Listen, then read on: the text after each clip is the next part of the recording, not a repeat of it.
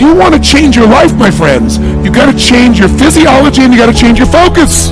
When you're trying to get wealthy, you want to go all in and it not be a bet. You need to know the space so well that you're like, I know for sure this is going to work.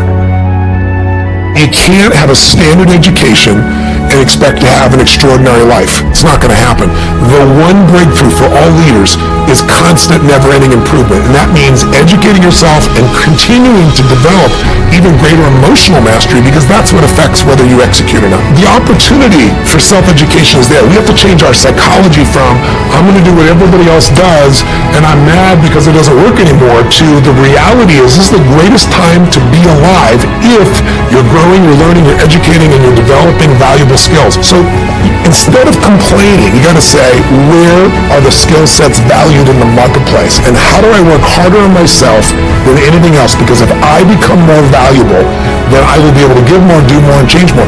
When I interviewed Warren Buffett, I asked the most important investment he ever made in his life. You know what he said it was? I was thinking of all the companies he'd done, He said, Tony, going to Dale Carnegie. I said, what? He goes, because by developing myself, that's the most important investment. Those skill sets, learning how to persuade, learning how to speak, learning how to influence, all my ideas would have died on my lips if I hadn't been able to influence, and I learned it from that little course. It was the most valuable thing I ever did in my life, he said. Think of this for a moment. Do you know that every living soul gets exactly the same amount of time? Exactly the same amount of time. Figure it out.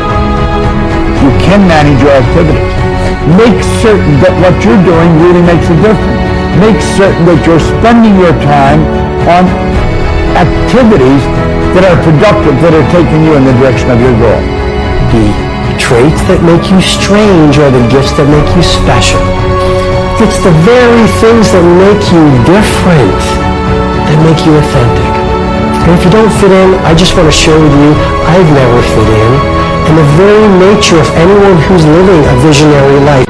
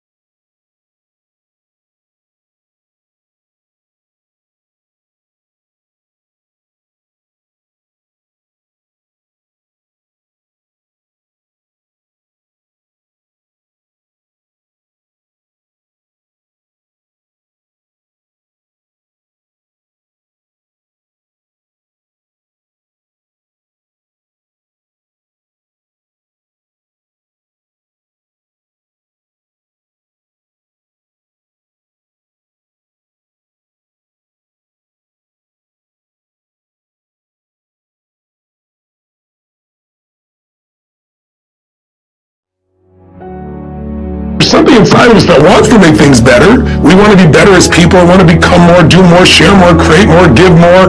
But, it's not quite what really works for us, because we want all these things we think are going to make us happy, want to grow and contribute. But then what happens is everybody wants a great body, but nobody wants to work out, right? What you got to understand is that progress equals happiness. If you know what you want and you can make consistent progress, you're going to get there. You're going to get to where you really want to be, where that sense of passion, aliveness, the results you want really do occur. Step one, remember, a compelling vision. What do you truly want? What excites you? It needs to be specific and measurable, and most importantly, it's got to get your energy going. 2, you need strong enough reasons to follow through when the tough situations show up, a purpose that drives you. 3, you need that massive action plan, that map, a core action list that helps you close the gap from where you are, where you want to be, and you know the 20% is going to make most of the progress. And finally, step 4, what do you want to become? What do you want to do? What do you want to experience? What do you want to contribute? What do you want to give? What do you want to master? So what do you want this year to be about? What do you really desire most? What do you want to contribute this year? What's going to be your map? And what are the rituals that are going to make it real? Please, for your benefit, don't just watch this video. Do something right at the end here to get you going and get you some initial momentum. If you take action today, you can get anything changed, but you got to do it while you're in state. And I'm saying that if you know anybody that had some goal, some dream, something they wanted to do, and they did it, then I'm saying that you know in your heart that if someone has done it, then you can do it. It's possible. And that if someone can make their dream become a reality, then it's possible that you can make your dream become reality. And so as you begin to look at where you want to go, beginning to embrace that, it's possible. I'm blessed and highly favored. I've got a lot going for me. I got some good stuff in me. And it's possible that I can bring my greatness out here in the universe. That I can do what I want to do. It's possible I can write my own book. I can have my own business. I can take the trip and travel around the world. It's possible. I can bounce back from adversity and reinvent my life. It's possible. Regardless of where I am, the things can get better for me. It's possible.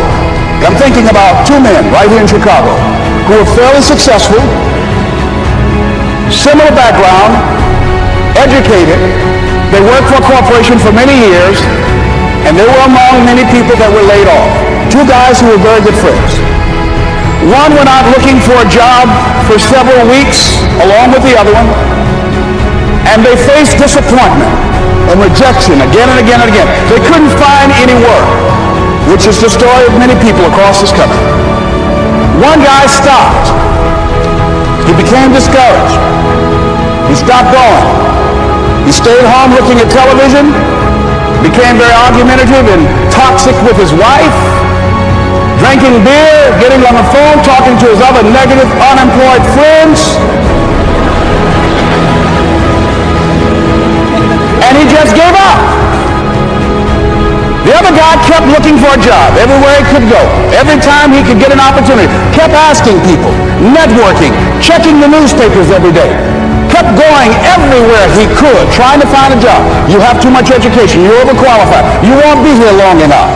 He kept going. He kept going.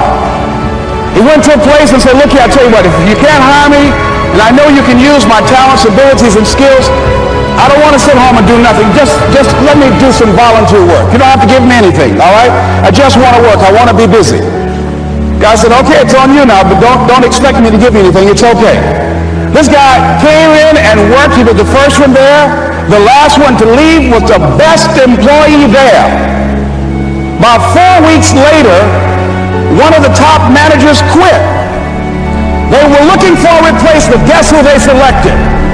This other guy. This guy who was volunteering his time. He got the job. What was the difference between the 2 men? Eyesight and mindsight. Eyesight is judging on what you see.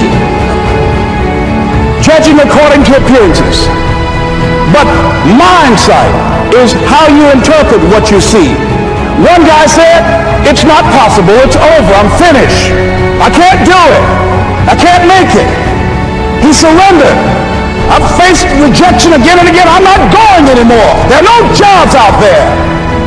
But this other guy, he felt that in spite of the no's and rejections, in spite of how bad the economy is, in spite of what the newspapers are saying, that it's possible that somebody somewhere will give me a job. He just kept going, thinking it was possible. And guess what, ladies and gentlemen? That's what we have to do with our dreams. Because things happen to you in life that you can never, ever anticipate. And many times when those things happen, you want to give up.